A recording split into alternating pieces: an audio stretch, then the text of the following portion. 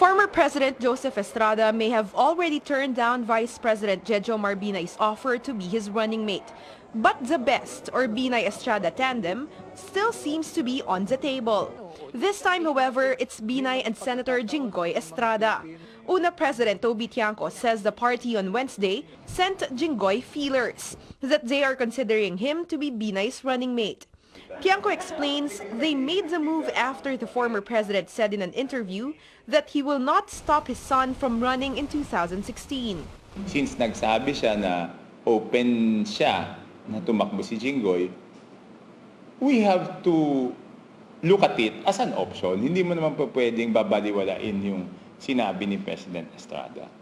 Binay earlier asked the elder Estrada to be his running mate, but the Manila mayor turned down the offer, saying he wants to be re-elected to his present post.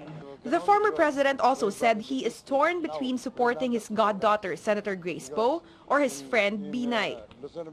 Tiangco admits that with Jinggoy as Binay's running mate, their alliance would be strengthened. No, not only because of that. Because talaga naman magkakampi kami, di ba? Inuulit-ulit ko, magkakampi kami from 2001 election. So, siyempre, mas masarap yung kasama mo, yung mga kasama mo na for a long time, di ba? Hindi naman political convenience to. However, Tiangco says the senator being in jail is a problem. The younger Estrada is facing plunder charges for his alleged involvement in the multi-billion peso pork barrel scam. In earlier interviews, Jinggoy has said he was still considering running for vice president as he may be a free man by the start of the campaign season in 2016. So lahat ng sinasabi mong posibleng maging problema, papag-aralan namin.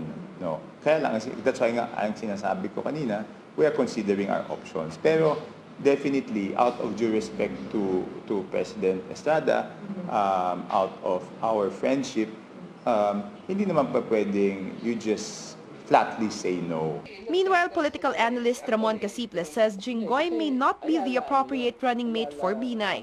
Like Jinggoy, Binay is also facing plunder charges.